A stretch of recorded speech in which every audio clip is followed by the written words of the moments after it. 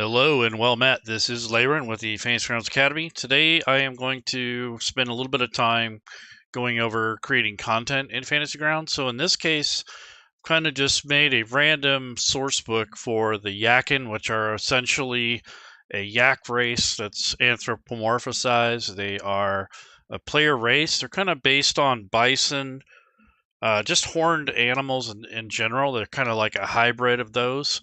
They have the hooves and they kind of have the humanoid appearance, but they're based on mountain goats, rams, yaks, those sort of things. So I just called them the yak, and I didn't really have a really good, unique name for them.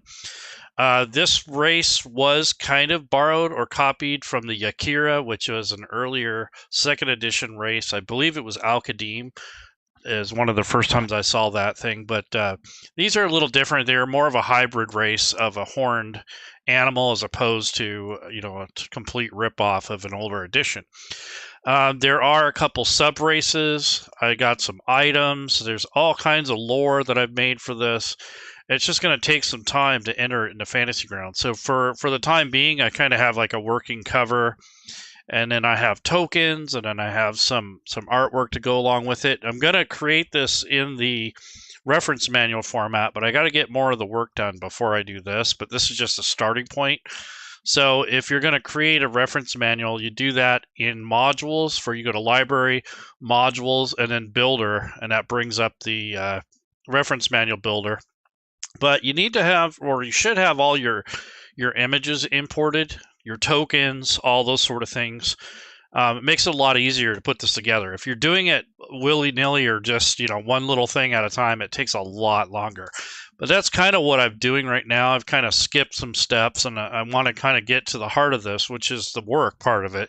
And it does take some work and effort. So if you're planning on making custom content from scratch, all I have open here is the SRD, just for reference, for formatting and that sort of thing. I'm not really taking anything out of there. There's some items that I have to build. I've already built some NPCs. You can see I got like 4 examples of NPC formatted race, are based on this species of the DnD5e format. So you have the daggered spell casting. This is a lore keeper, essentially a bard. And these are just examples of what might be the outcome if you were to turn these into an NPC. Here's Rothuk, the chieftain. So the chieftain is a lot more buff. He's got more hit points and such. And then there's Baruch, the warrior. So he's kind of your typical bold, masculine, tough warrior type. And then there is one other. And this is Aelin, the shaman. This is the female Yakkin race. So she's also got some spell casting abilities and those sort of things. So I already imported those, and I've done a lot of shows on that.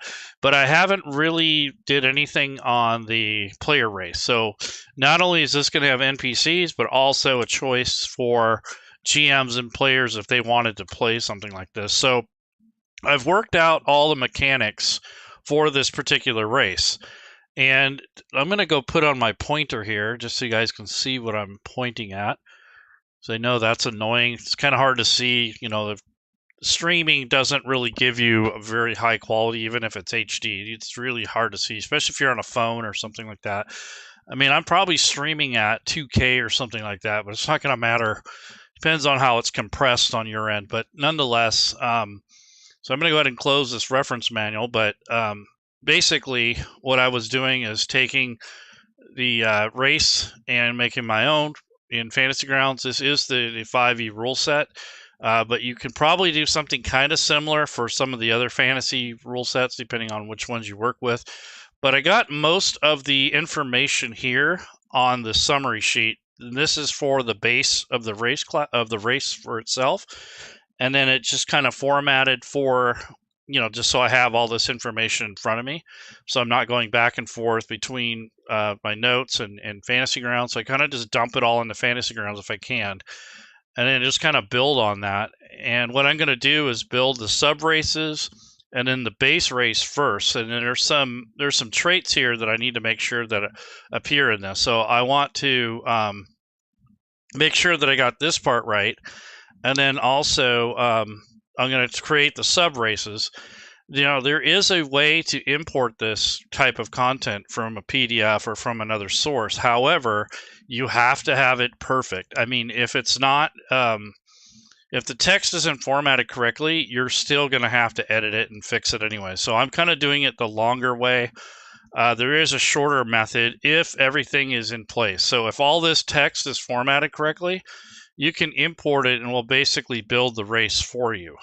You won't have to do as much work, but the way I have this formatted isn't going to really do anything. I tried the import function, but without going in and fixing all the text, I can't use the import function very effectively. So I'm just going to go ahead and just build the character from scratch, and it's kind of a good idea to learn how to do it anyways.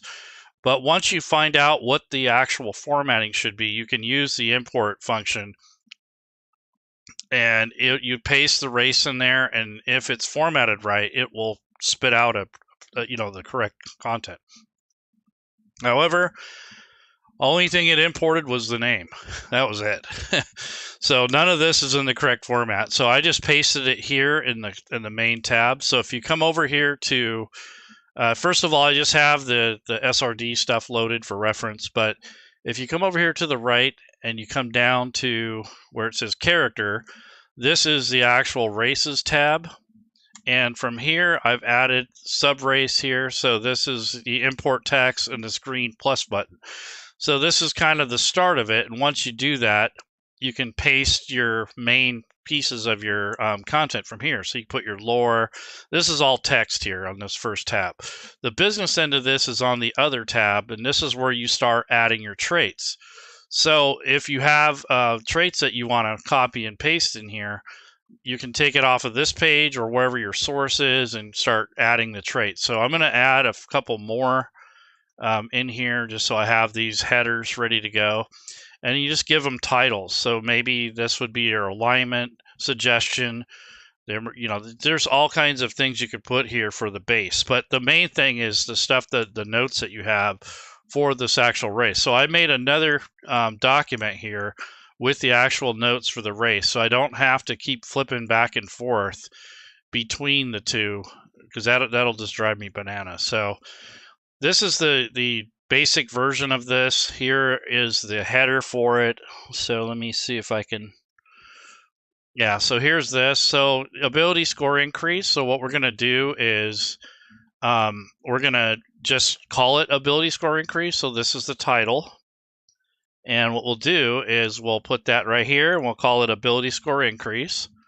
And then when you make this, you're going to click on when you make this title for this trait, you're going to click on the actual link, and this is going to be your base,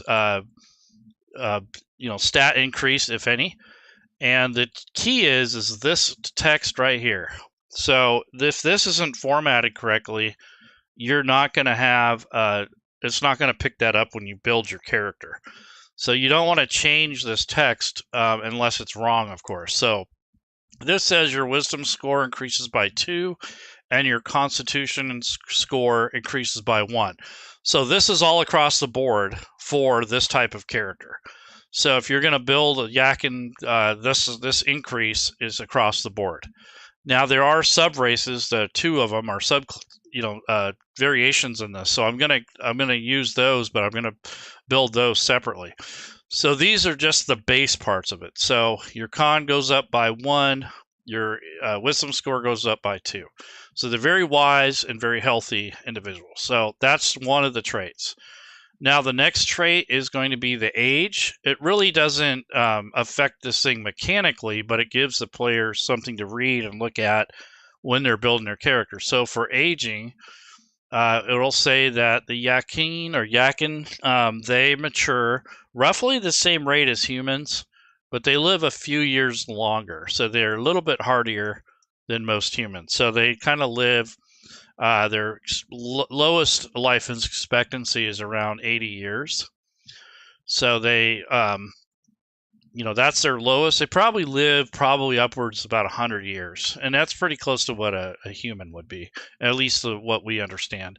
So Yakkin mature at the same rate as humans, but live a few years longer. So that's all that says. So this is really just a notation.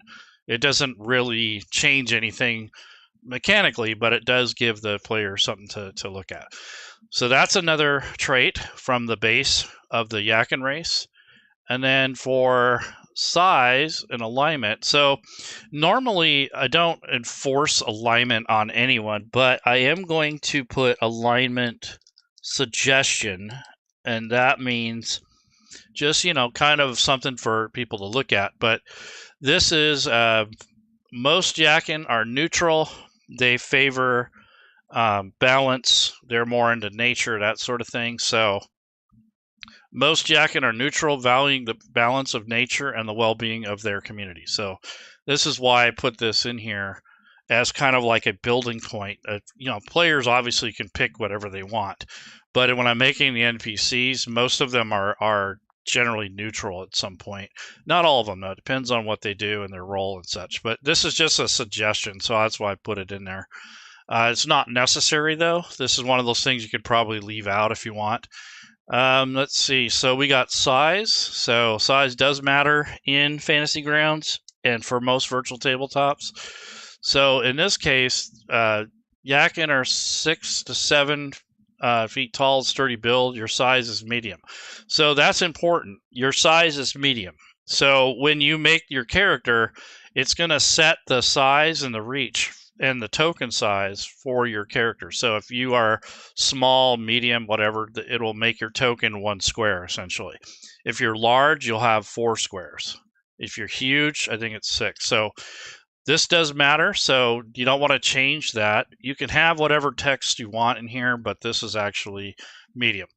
This same content is also covered by Zacchaeus a couple years ago. He put out some videos, does the same thing. I mean, exactly the same what I'm doing here. So I'm not reinventing the wheel here. I'm actually just kind of re-going over this. I know I have different viewers and that sort of thing, so I thought I would do this just so you can kind of see the process, and so that if you come across this and you can't find Zacchaeus's video, then you will find this. But I will link his original video in the description at the end. That way you can understand where I'm getting this information from. So the size does matter. So I did put that on there. That's one of the traits here. So let's see what else we got here. So we have our age, alignment suggestion, size, ability score increase, and now we have a feature called tough. So this, or tough hide. So it says you have a thick, furry hide. When you're not wearing armor, your AC is 12 plus your dex modifier. You can use your natural armor to determine your AC if the armor you wear would leave you any lower than an AC of 12. So these do not stack. So apparently, if your base armor is 12, you can use your natural armor if you're not wearing any armor, essentially. So I think it would stack, actually. So if you wore leather on top of this, maybe you would have a 12. It'd be up to your GM how they want to run that. I would say that you can have your dex modifier, but you wouldn't necessarily get a +2 for leather if you already have this hide. But that's just my interpretation of it.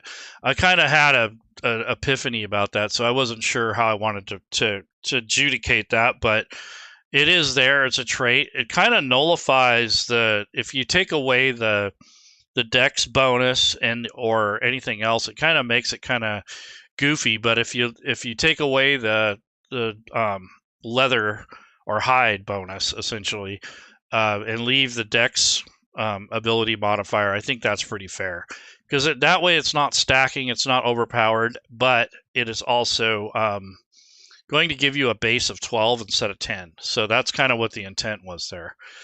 So that is important. So we got this tough hide, and then I'm going to put the description in here. So this is the mechanical part, and this might have to be handled as a manual process when you build the characters. So when you're building, we'll check this out when we're done, but when I'm building the character, I'll probably have to go in and make that adjustment on the character sheet. I don't think this will parse automatically. I'll have to see. So this is a tough hide. It could also be made as a an action on your actions tab, so you can click on a button and add a permanent plus or semi-permanent +2 to your AC if you don't have armor, that sort of thing. So let's go ahead and move on to the next thing. So now we have the speed. So this kind of matters. This has to do with just a notation on your speed, because you can't really change or address anything when it comes to that sort of thing. Fantasy Grounds doesn't regulate speed, but we could state that this would show up on your sheet, and when you're building your character, you'll see this 35 populate. So at least the players know. So your walking speed is 35 feet. So that's all we needed to say.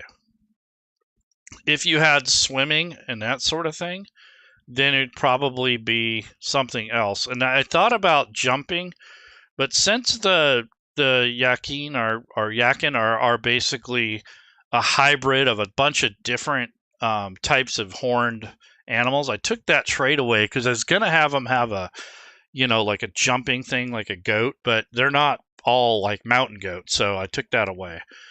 So that's one thing that I was kind of torn on. Like, maybe one of the other sub races can have that.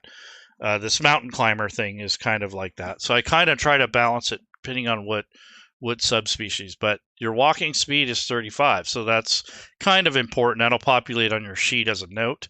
It doesn't control anything in Fantasy Grounds because there never really was a control for movement other than the GM approving or not approving how far you can move, and locking the map. But this is just a note. So, but it does need to be there. So that is their walking speed for their base. And what else do we have here? So Mountain-born. So you have resistance to cold damage. You're acclimated to high altitude, including elevations above 20,000 feet. So this is kind of like the Goliath, if you guys are familiar with that race. So we're going to call this Mountain-born. So you basically have even though you might live in the steeps or in the hills, you still have this trait. So this is called Mountain-born. And essentially, we're going to copy and paste this. So this is a notation that just gives you a resistance. And this will likely have to be set up as an action on your action tab. I don't think this automatically parses. So this is one of those things where your GM or the player will have to create their own effect or whatever to place this. So it'd be like resist : cold or something like that. And then you would place that on your character before you start playing, and that would actually give you that resistance for if you want to automate it. So that's one other trait. And let's see, ramming speed. So they do have a ramming ability. Now, not all these animals ram, but I think most of them do. So ramming speed is just a way to kind of utilize the horns that they have, some of their natural features. So this is very much like a bull or bison or any of the rams, any of those type of deer and elk and moose and all those guys do the same thing. So this is kind of one of their built-in traits. So we just call it ramming speed. And essentially, if they move an extra, if they have 20 feet of unimpeded movement, meaning they don't have obstacles and rough terrain and all that other stuff, they can give out an extra 3 points of damage or 1d6. So this is if they are able to move up and ram and hit their opponent with their head. They can, and it also includes their strength bonus. So if they have if they're pretty strong, they can add that in. But this is just kind of an extra feature. I was going to make it like twice the damage, but I said that's a little bit overpowered, especially since all of these sub-races kind of are a little bit different. They don't all look like the same thing, so they might have a different build. So I just gave it an additional D6 for damage just for balance purposes and to kind of give them an extra feature. And I don't know if this is not a bonus action, but what you can do is you can give them, your opponent, extra damage on your attack if you charge forward. And that's nice. So if you have your weapon and then your horn at the same time, as you're coming in with this club or something, you just gain extra damage. So, and you could just be shoving them too. But this is just a way to kind of account for their horn. So this is bludgeoning damage, it should say. It says 3, 1d6. It should say bludgeoning or piercing. That's why it just says damage, because it could be either or. So that's we'll leave it at that. And let's see. And they have languages, so let's look at adding that. So one of their traits is languages. And again, this is important if you want it to show up on the Fantasy Grounds character creation process. So I'm going to go with languages. And what I'm going to do is copy and paste this text. And it says you can speak, read, write, Common, and Yakkin. So the problem with adding an additional language to Fantasy Grounds is if it's not part of the setting, it's not going to show up in the drop-down menu for a language selection. So this is where this is kind of campaign specific. So if you're going to do this in a campaign, your GM or whatever the module is, they're going to have to go into the options, and over here under languages, they need to add the Yakkin language. So if I click this green plus button, I will add Yakkin. And their language is basically akin to like Dwarven and Giant. So I'm just going to give them the Dwarven font is what it's going to look like. And now if that I've added that language, when the players build their character, it's going to show up in the interface. Otherwise, it's not going to do anything. It's just going to be a note. So if you want this to be an actual language, you have to add it to the campaign. And if you get all this work done and you export this as a module, I think that will carry over. I'm not sure, because this is kind of specific to the campaign. I don't think it's necessarily specific to the content I'm creating. But that is something you have to keep in mind when you add things. Some things are not automatically added, some are. So for instance, that, what was this last thing before we did that? Yeah, so the ramming speed, this mountain-born stuff, those are going to have to be added to the Actions tab manually. So those are things that you'll have to face when you're creating custom content. Now, also, you got to also consider balance, too. And that's kind of why I toned some of these traits back, because I thought it might be a little bit OP, at least for the base race. Now I'm going to add the sub-races. So when you're creating a race in Fantasy Grounds, you kind of have your main tab, and then your other here is going to be just the main base traits for this class.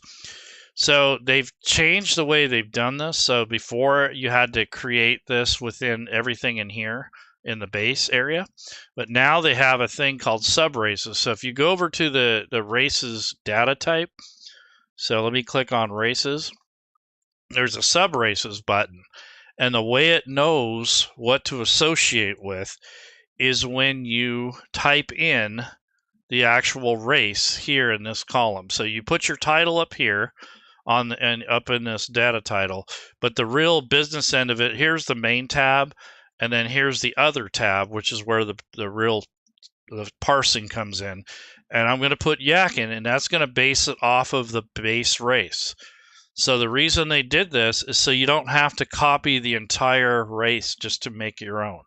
So what you're going to do is if you have an elf or a dwarf already in your campaign and you just want to make a sub race, this makes it much more easier to break that out. Instead of recreating a race, basically you're making a copy and just adding a few things. Instead of doing that, now you can make sub races based off of your campaign races that are already existing.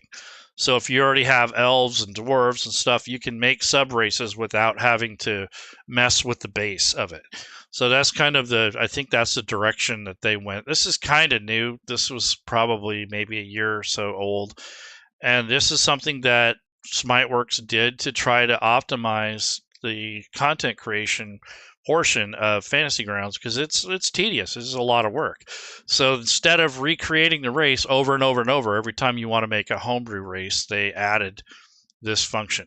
So here I actually have some variations. So I have a highland Yakkin and the lowlands.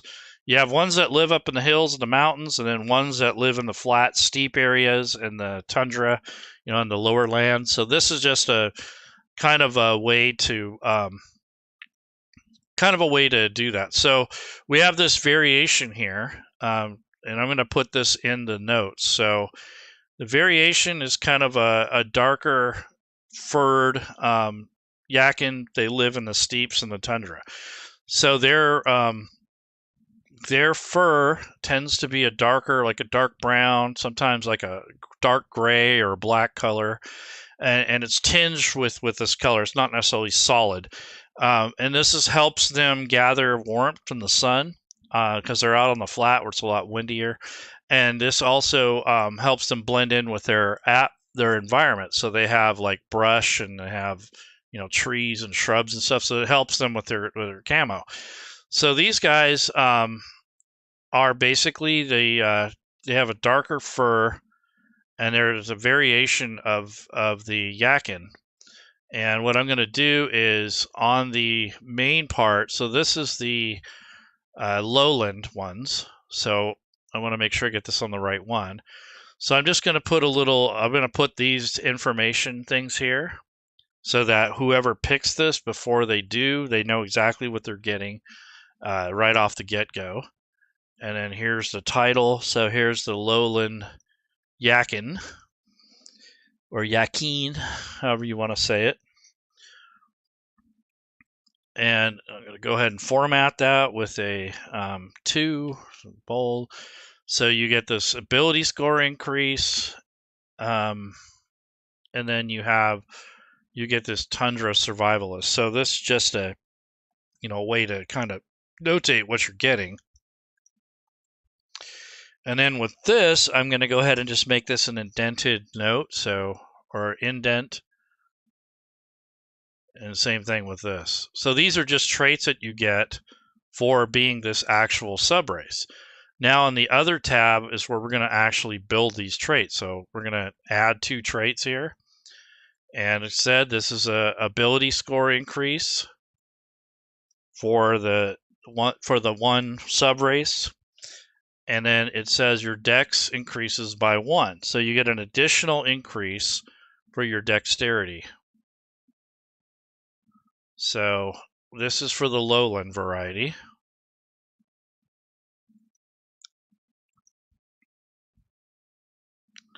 And that's it. So when you pick that subrace, it adds an additional +1 to your dex. And then you have this mountain climber thing. So let me make sure I got the right description here. Yeah, see, I already have this messed up. So I want to make sure I have this correct. So this is not the correct thing. This is strength. So I'm already getting kind of messed up. Let me fix that. So this is strength increase, not a dex increase. So it's copying and pasting from the wrong thing.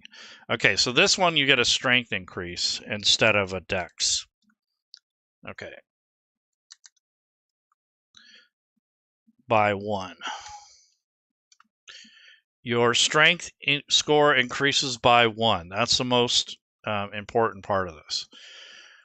Okay, so that's that. And then, so this is actually the dark fur Yakkin.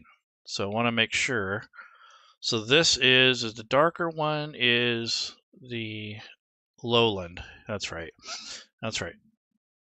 Okay, this is the lowland. So I want to put that in here because I don't want to get confused again. So this is the lowland ones. And then that's that. Here's the tundra survivalist. So we're going to copy that in here. And then we're going to open up the trait. It's blank right now. And we're going to put in this note here. So what we have here is you have proficiency in the survival skill. Additionally, you're adept at moving through difficult terrain or snowy or icy environments. Such movement doesn't cost you extra movement. So that's pretty neat. So you get this as your extra feature for being the lowland type. So that's cool. All right, so those are the sub ones for the lowland. So now we're going to do the highland one, which is this hills and mountains one. So I'm going to go ahead and put highland here just so I don't get messed up. So I'm going to go ahead and add the 2 traits. And this is another ability score increase. So we'll put that there. And then the other one is called mountain climber. So you can imagine probably what that is. And then from there, we're going to put in the data. So here's your dexterity score increases by 1. So I'm going to go ahead and copy and paste that.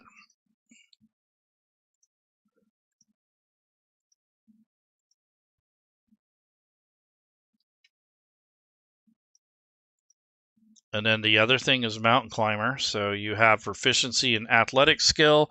Additionally, you have a climbing speed equal to your walking speed. That's pretty cool. So you can hoof it pretty well up in the hills and the mountains. So you have proficiency in athletics. Additionally, you have a climbing speed equal to your walking speed. So that's 35 in this case. So that is the differences between the 2 species. And you can probably make more if you wanted to, but I think that's a good enough start there. And then this is the subrace area. So I want to copy and paste that information.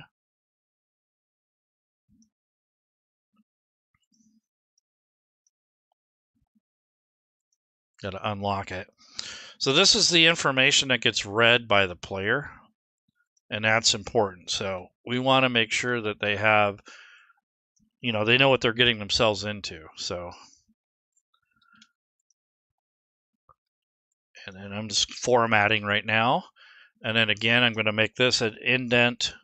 This is just a list of what you get if you pick this subrace, but the actual content is in these 2. So once you're done with that, what you're going to do is here I have these things this is the main yak race here. So what I'm going to do is in the sub races, I'm going to link these actual sub races here just so they're easier to access. So here is the, let's go with the lowland. So here's the lowland variation. So that's going to be linked there. And then the highland one, same thing. It's going to put it right on top, make that link accessible for your players. So those are your sub races. And then I spelled out the information again so that you have access to it and it's easier to get to. So now the next step is to actually test it out to see if any of this stuff works or to parse. So, and by the way, if you don't have a sub race, you would put skip sub race. But in this case, this has a base and then it has 2 sub races. So essentially all I'm going to do is build a couple dummy characters and test it out. So once you're all done with this and you're happy with it, you can go ahead and build on it. Now there might be some lore that I want to add here, but before I refine all of this, I'm going to test it out and see what I need to do before I go any further. So I'm going to go to, let's see, go ahead and click that off and open up a character sheet. Now, if you're using the character wizard at this point, what is this, November 2023, they're not working on this very much right now. They kind of got it in lockdown, so none of this stuff will parse over automatically in most cases, depending on how it's written. So you have to drag and drop these features, some of them, as you're building your character. So I'm going to go to my characters up here, and I'm not going to use a character wizard. I'm going to use the old drag and drop method, and that's the reason for that. It's a custom race. It doesn't come from an official book or anything like that. So it's better to use the drag and drop method instead of trying to force the character wizard to work with it. It's not gonna in most cases. So let's see. I definitely want to highlight Well, actually, I'll just leave those. That's fine. Okay, so I'm just going to make up something. So we'll say 12. I'll just do my base stat. So I'm going to do 11, 12, 13.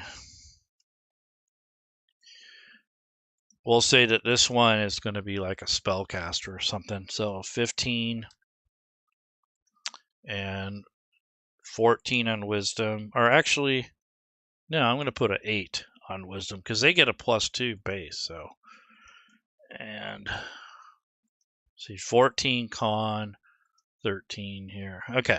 So I'm just kind of giving it some base stats. So I don't have a background yet, and I actually do have backgrounds I need to build. They're tables, so I'll have to deal with that later. But normally I'd have you build this in this order. So your abilities, background. So I'm just going to take whatever backgrounds I have. In this case, it's an acolyte. I don't really mind or care what it is at this point, so I'm just testing things out. So that worked. And now the race part. So this is where you kind of have to drag and drop this stuff manually. So I'm going to close all that out. We'll just pretend I'm in the middle of character creation. I've already got the ability scores, the background, and now let's see what skills do I have. So I get insight and religion automatically. So I don't want to pick those if they come up. So I'm going to go to the races. And here's the Yakkin. So if I drag and drop that over, I'm waiting for the mute subrace of the Yakkin. The Yakety Yak, don't talk back. We could do that actually. Okay, so now we have the Highland and the Lowland variety. So I'm going to go with the Lowland variety first and go ahead and hit OK. And I don't see any error messages, and it's telling me that this stuff was added. So it looks like it automatically added or updated. It changed the con. It changed the strength. It added survival. Wait, survival added to traits, tundra, survival added to, okay, mountain born. Okay, so that's right. Let's go to skills. So it did add survival. I wonder if I should have given it more, but maybe it already, let's see. I think something's broke here. So I need to fix that in the base. I think I need to give it one more ability. Is what or another skill, but that's fine. Let's see. So I have alignment suggestion, which really is just a note. Mountain born is mechanical, or can be. Ramming speed is mechanical. Tough hide is mechanical. Tundra survivalist is kind of mechanical. It has to do with movement and such. And proficiency in survival. We got the survival skill. So that was right. Okay, so now what we're going to do is take a look at the actions tab. So none of this stuff is going to be on here innately without some kind of work done. So what I'm going to do is take and create a power group. So in the actions tab, it's on the mode standard and group. So I'm going to go ahead and add power. And I'm only doing this to show you that not everything is, not everything is perfect. Not everything is going to automatically be added to your sheet unless you have it set up that way. So I'm going to take and put the Mountain Born trait, just drag and drop it anywhere on here. And I'm going to create a group called the Yakkin, the Yakety Yak, don't talk back guy. We could put a mute trait because they could still kind of, instead of talking, they make grunts and stuff. So that may be a thing, actually. And maybe they're a performer. They dance instead of talking, that sort of thing. Okay, so this is just creating we're trying to set up these areas for, in case we need to do any automation here. And then here's the hide thing. So let's see what that, tough hide. So these might be things that you have to add yourself, depending on what they do and what your needs are. And then you have the ramming speed. Okay, so this one already parsed automatically, so I don't have to do much with that. It just adds a button that you're going to add additional damage. So that's kind of cool. And it's not anything specific. It's just damage, because I thought, well, it could be bludgeoning, it could be piercing. You know, I didn't want to get into that, so I just left it as damage. So it'll just damage whoever it's applied to. So now that we have that, I'm going to switch the bottom here to, here's your preparation. So I don't think that any of these things are going to be limited to how many times a day, because they're kind of a race trait. And here's your what it will look like once you put it in combat and action. So Mountain Born is essentially, you get the survival skill, you're adept at moving through difficult terrain. So what we're going to do with that is just make it a note. So this really isn't going to do anything mechanically. However, we are going to, let's see. So that's Tundra Survivalist. So that doesn't do anything anyways. That's not what I was looking at. So Mountain Born is actually resistance. So we want to make an effect that's going to resist cold. So, and it applies to yourself essentially. So if you right click on this, add an action, you add an effect, and you would go ahead and edit this second line, which is where you're going to actually add this. And we're going to put Mountain Born, because that's the name of this trait. That way we can track it when someone uses it.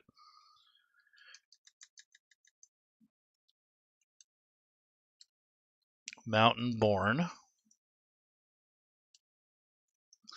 And it's going to be on self, so you don't put this on anyone else but your own self. And then I think it's resist and then cold, I think.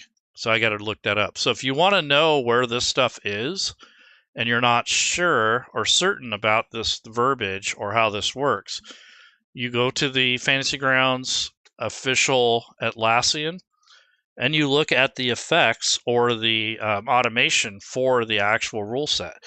So that's where a lot of people kind of the disconnect is, because if you don't understand the platform very well and you're not sure how it applies to Fantasy Grounds, then this stuff's going to look kind of like gobbledygook and it's not going to make much sense. However, in the context of what I'm doing now, what I'm telling you is this is a trait that is going to be consistent. So I want to be able to apply this to the character, and it will resist cold, so take half damage essentially automatically without the GM having to intervene. So this is more of a convenience for the game master and the player. You don't have to have this, but when you're doing when you're using Fantasy Grounds, that's another thing you'll have to remember, is that they only get half damage applied to them if any cold damage gets applied. So that's why you would add in this particular case. So I'm going to go to the Atlassian, and I want to look up and make sure that I have the syntax correct, because I don't remember. I haven't done this in a while. So let's see. I used to memorize all this stuff, but I kind of give up on it. I don't really want to remember. It's just got too much stuff in my head as it is. So this talks about how to create the effects. This talks about the dialogue and what the things mean. And there are different types of dialogue, and the one that we are dealing with is the effects dialogue. And what I want to look at is the wording for actually being immune, or in this case, resistant. Yeah, so it's resist, and then you could put a comma. So resistance to all damage types assumes all if no damage type descriptor is in there. So in this case, we put in resist and then comma, whatever it's going to be. So that's what I need to do. Syntax is correct. You're that good. Okay. Well, it's not rocket science, but when you are not familiar with the platform, or you're new to it, it is kind of rocket science, because you're like, what the hell does that mean? So resist, is it the colon? Is that correct, or is this a comma? There's an example lower down. Yeah, exactly. There are examples lower down. So if you come down here, what he's saying is that you can look at these. So this kind of helps if you haven't done this. So here's resist, colon, fire, semicolon, resist cold. This is if you had like two at the same time. So this is a really good way to learn this stuff is to keep looking at this, and eventually you get to the point where once you see it, you know what it means and how it applies and all that stuff. But it takes time. Not something you're going to get overnight. So make sure that you understand that it's going to take some practice and all that good stuff before you understand this stuff. So this is basically going to apply an effect to this character, and I don't have any duration on it because it's a permanent or semi-permanent effect. So when I put this guy on the combat tracker, which I'll do that now, let me give him a name. His name is Name the Yakkin. Okay, so here is the combat tracker. I'm going to put this over here and then click on the effect button, and it adds this to the combat tracker automatically. So you don't have to rely on this. You don't have to rely on your memory. You just put this on before you start playing, and it will add that. And whenever you come across cold damage, it'll automatically reduce the damage in half for you based off of this coding here, or this is really coding. This is a keyword. This is effects automation. So coding would imply, using XML and C#. This is just knowing these keywords on the wiki page or on the Atlassian. And once you get this stuff down, it's really not too bad.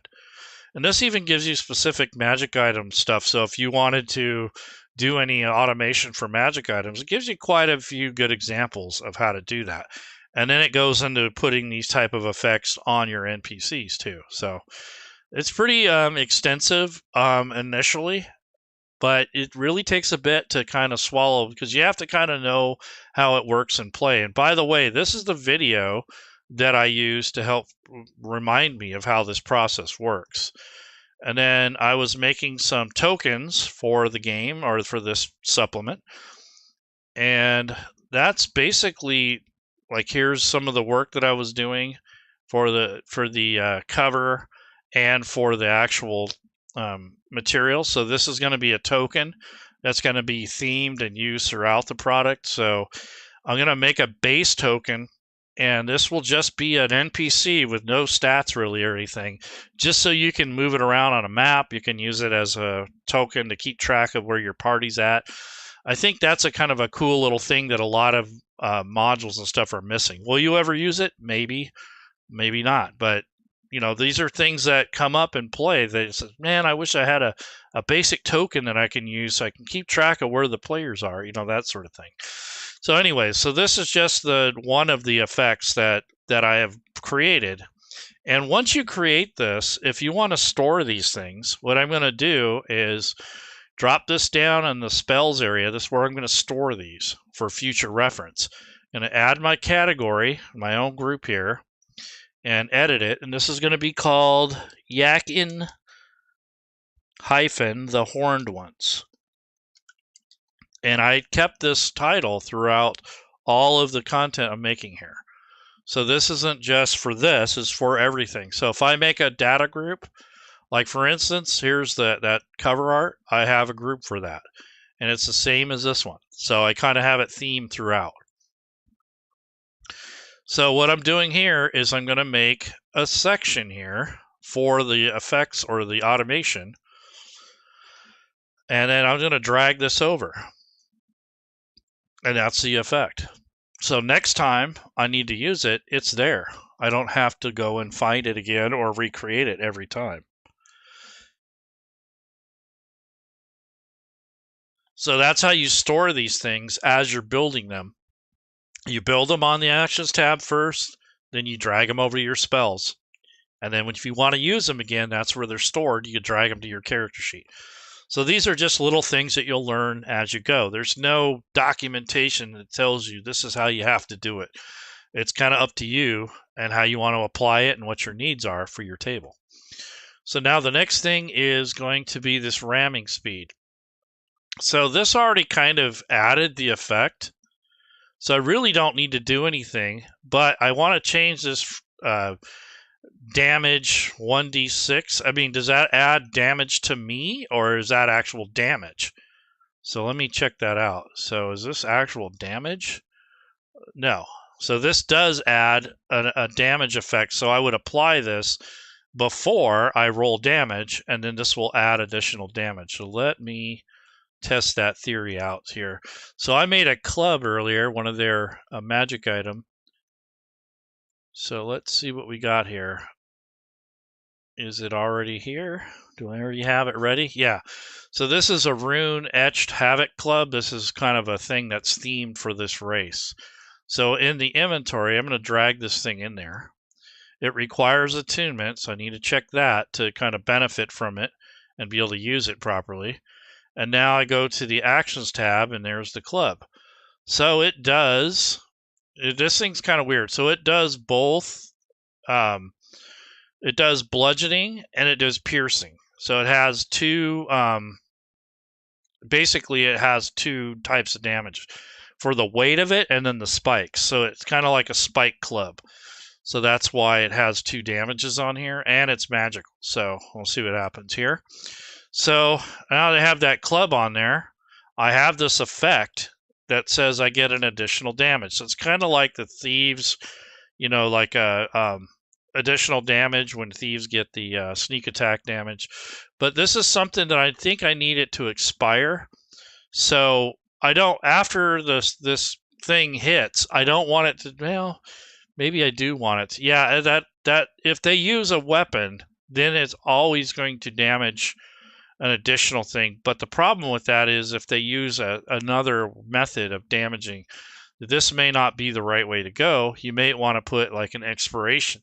The only thing is it's very annoying because every time you attack, you have to reapply it. So, I'll just leave it like that. But the player will have to remember to remove it when they're not using that. So that's the problem with that is if you leave it that way, it's going to be on permanently, but the player will have to remove this bonus if they, if they already have done the damage. So we'll see what happens. So after they roll, this should move off, but we'll see.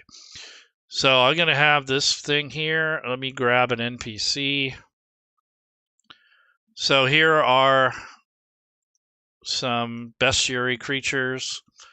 Let's go with, let's say they're fighting a bandit here. Okay, so I want to take that information and let me drag in. Let's do the attack roll first.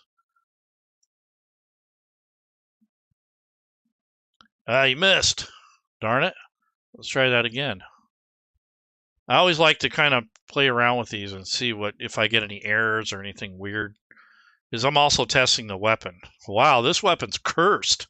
Even with a +1 on it, it sucks. The bandit didn't have that much AC bonus there. Oh my god, he rolled a 1. I think I need to give up. This guy is not working out. Anyway, so we know the rolls are working, but they're not hitting. Let's try that again. This is hilarious. It still sucks. I'm not just attacking myself. I'm attacking the bandit, and it still sucks. Oh my god. So I can't even hit myself with this thing. Holy crap, I'm cursed. What is happening here? Can I ever hit? Okay, finally, after what? 1, 2, 3, 4, after five attacks. Seems like all my NPCs, pesky players, AC. Yeah, I hear you. Okay, so now that we have a hit, now I'm going to apply the damage. And I want to see if that effect actually adds the additional roll. So just drag and drop this down on here. It kind of looks like it did. We'll see. Yeah, it did. It added the extra D6. So the effect expires, and it added the additional damage plus the magic damage plus the additional dice. So that worked out just right. But the problem with that is that the way this thing is worded is that it says that, if with the ramming speed, and this is something that, you'll have to, it's a condition that you have to set up. So I think that's better to have it expire because it's not going to be on all the time. You're not going to be able to ram every single attack. So I think that's perfect. I think it works the way it should. And here's where the Yakkin was added to the languages, which is what you want. And then you have two of your choice here. So I'm going to go with Giant and probably Dwarvish, just for completion sake. And then just basically the only thing I need to fix, I believe, is the skill. So I want to take a look at that in the race. So I'm going to make another character. I want to make sure the base class has the correct choices. So let's go to the... Actually, no, that's right, because I haven't picked an actual class yet. So I'm kind of thinking ahead of myself here. So I haven't added anything else, and that's correct. So I need to add a class, which is another reason I had trouble hitting.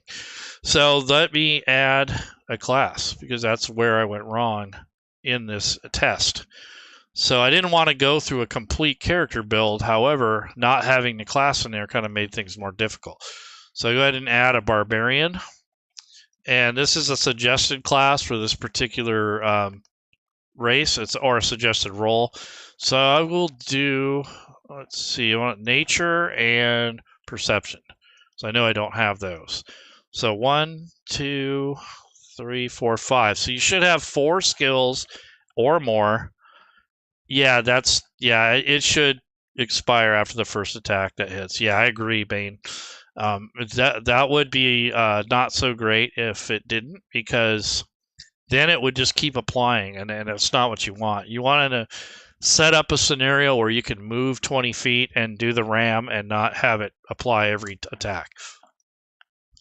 Okay, so there we go. So that's why I was having trouble attacking, because I didn't have a class. But there we go. So some of the stuff that I had written or made was centered around the fact that you can essentially, create your own races. But I want to test the other race.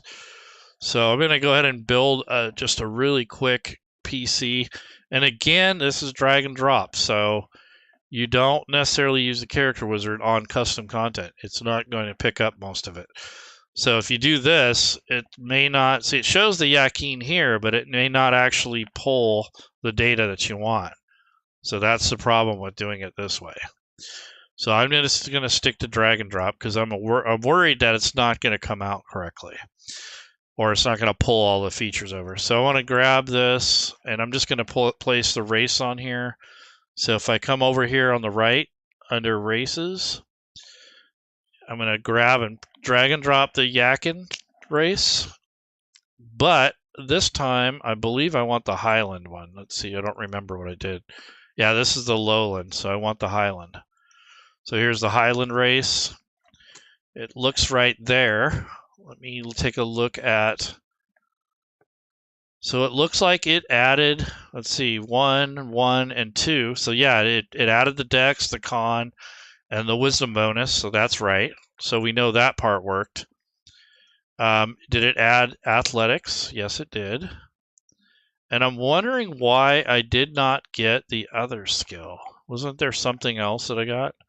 I don't remember why this other guy got more than this one. We'll see. I didn't pick a background, that's why. So that's fine. You're getting athletics just for the subrace. That makes sense. And let's see. Okay, so alignment suggestion, that's common. Mountain born is common. And again, if I wanted to use this mountain born, instead of having to recreate that, I have it on the back of this character here. I could drag it from here, but the cleaner way to do that is to have these already. So in this case, this tough hide and all that stuff, I would probably just, put those over here under these actions for spells. So I want to take ramming speed, put that there. Tough hide doesn't have anything. I don't think it changed anything mechanically here. Let me double check. So this is the front of the sheet. Yeah, so it doesn't change anything here. So I'm going to have to make an effect for that. So what I'm going to do is go to the Actions tab, right-click, Add Action. I'm going to add an effect, And all this is going to do, I'm going to put it on self, and this is the tough hide feature. So again, I was telling you that you're not going to be able to stack the bonus on here, so you wouldn't apply this if you're already wearing leather. That's kind of the ruling. So it's probably better that this is a manual process. And then it's AC colon 2 to self. So that all that does is just adds this, and then it says you can use your natural armor to determine your AC if the armor you wear would leave you any lower than the AC of 12. So perfect. So this is just in case if you don't wear armor, like you're a non-warrior or maybe you're a spellcaster, this gives you the option to use your hide, as your natural armor class, but it doesn't stack, so you wouldn't add leather on top of this, that sort of thing. And it's rare that would be a thing anyway. So, but that's just in case. So if you're going to use tough hide, now I can drag this over onto here. So now I don't have to reinvent those. They're stored in here. So now that I'm building this other character here, I get this mountain-born trait. Instead of having to recreate it every time, I'm going to add that to my actions tab. So here's the mountain-born. So he already gets that trait, so I don't have to reinvent the wheel there. And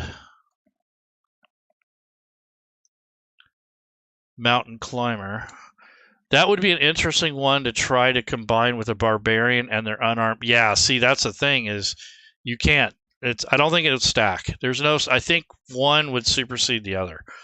And in this case, yeah, exactly. So that's the thing about it is, it depends on your house rules and that sort of thing. But I would personally say no stacking whatsoever. Whatever one's the highest is the winner. That's the tiebreaker there. So in this case, it would probably be the barbarian bonuses would apply before anything else. And then that would be it, nothing else. So, but if you're a cleric and you don't have access to any armor, or let's say you're a wizard or something like that, that would come in handy for that.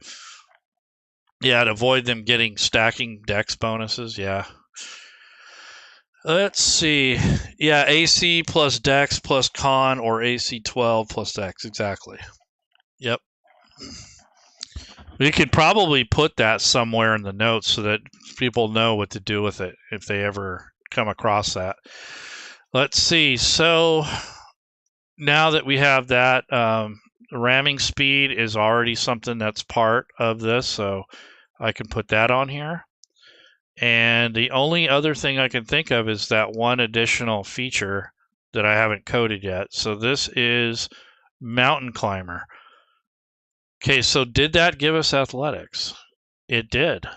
And additionally, you have a climbing speed equal to your walking speed. So that doesn't do anything mechanically, but I am going to put that on here, and then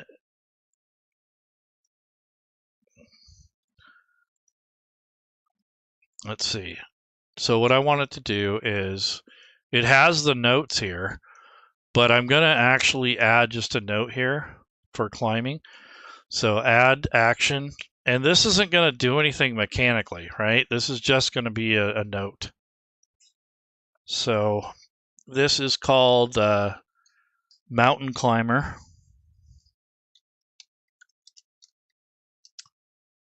And then we're just going to put 35 feet climb, something like that. So that way we remember. It's more of a reminder than anything else. And then the target self. So when you put that on yourself, it's gonna remind you in the combat tracker. That's all that's for. So I'll just go ahead and drag that over since I'm done with that. So that's all the automation that's required for this particular build in regards to the actual class. So I think it looks good. Everything kind of worked out. We got all the little bugs worked out. And what the nice thing is now, if you build that stuff, if someone wants to use your product, it's already there, so they can drag and drop it onto their actual character sheet, without having to redo all that stuff and go through all the drama. The thing about that, though, is that if you provide everything, then they're not going to learn anything about the platform. So there are some people who just want to play and they don't want to learn. They just want to go for it. But if you're someone who wants to make your own content, get used to going to the Atlassian guide for reference and really read what they do. And over time, you'll start understanding what all this stuff does and how it applies to your given rule set, so depending on what you're doing. But there are examples down here at the bottom, and then there are some if types, some like variables in here, and they got some pretty complex examples. So it's not just a real basic one. And they even tell you how to do some of these common ones that people ask about. So these are just like Hunter's Mark and resistance for spells and that sort of thing. So there's quite a bit of information on this, and I will make sure that I put this link in my video description afterwards so that it's there in case you want to go this route. I'm not saying do it, but definitely saying let's start using the resources that we have and not always just relying on someone else to do it for you. And that way you get to learn the platform, you get to learn the little idiosyncrasies and the things that that need to happen to make it work or to make it easier on you. So in Fantasy Grounds, you can take a link and paste it into the text field, and then the link here, in this case for my notes, I'm going to put that down here. So I'll take this link and drag and drop it here. Oops, let's see, drag and drop that link there, and that way it's ready to go. And I would probably include this in my module too, because I don't know how many times I've had to go and search for something when the answer or the quick thing could be linked right into the interface. So this could be a note somewhere in your product. If it's specific, you can put a Fantasy Grounds section and just say any of the effects automation is here, and any of the basis or the resources are here. This would be very handy for somebody that's using Fantasy Grounds. Is you're not only just giving them, the artwork and the tokens and all that stuff, but you're giving them the resources so they can expand and do their own thing. And I think this is where a lot of the product falls down in most cases with any VTT, is that they don't include the resources, and probably because these have to be updated. So if, for instance, this video goes away, that link isn't going to be valid anymore.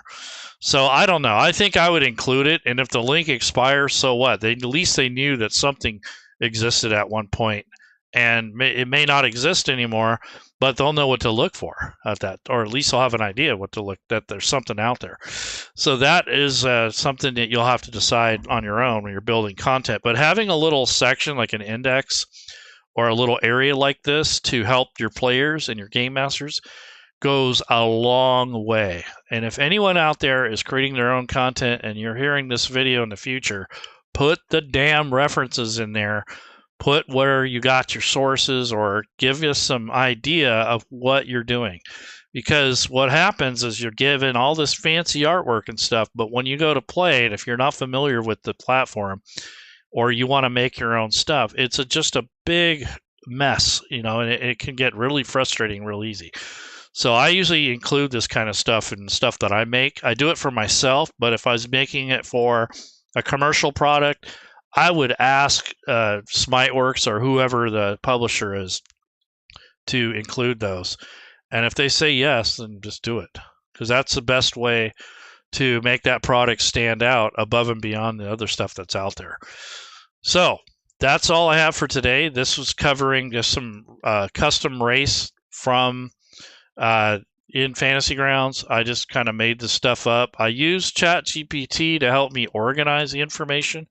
If you looked earlier, I used it to kind of create my own content, but I used the ChatGPT to kind of organize it. So this is information that I use to create the race, and I'm going to include this in the video description. So this is a guide, this is a transcript based off of what Zacchaeus did. So what I will do with something like that is maybe I'll include it in my own stuff. So I don't know if I would necessarily put it in the product, because it, like, it can change over time, just like the links would. But at least I have a reference for creating races, and I would probably just use this for reference in the future. And then this is all of the different steps. So what this says is creating a new race for DnD5e in Fantasy Grounds involves several steps. Here's a condensed guide based on the provided YouTube transcript. So that I put the transcript in here. And then what I will do is put like a little bit of formatting in here. So maybe that, and then maybe some headers. So here's a bold. And this is just a way to kind of make these stand out so that you don't get lost.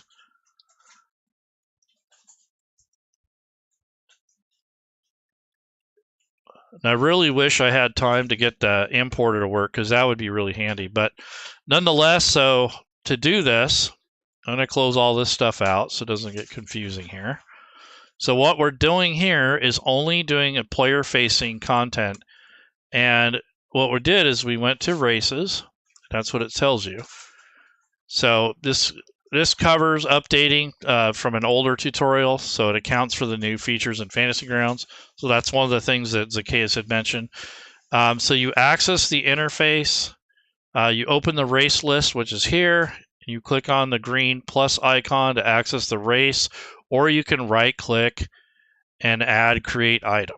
So there's two ways to do it. So if you do that, and then it says on the main tab, which is right here, this is the main tab, you name the race, you add your descriptive text, and this is the main summary and descriptive information for whatever you're doing here, including some places where you can link other stuff.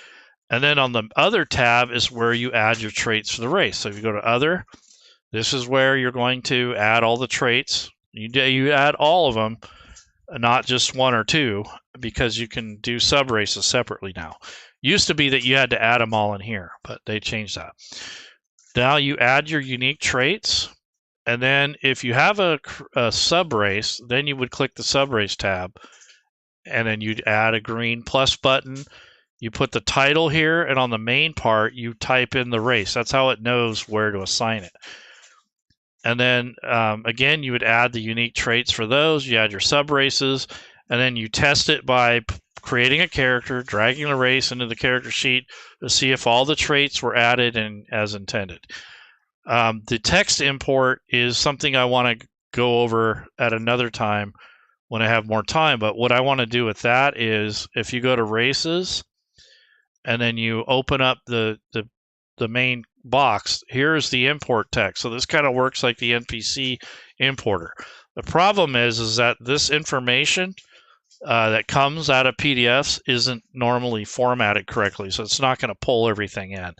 So you got to know how it's supposed to look. So the only way to do that is to kind of look at a race that already exists. So if you go to races and go to all, let's just look at the Dragonborn, for instance.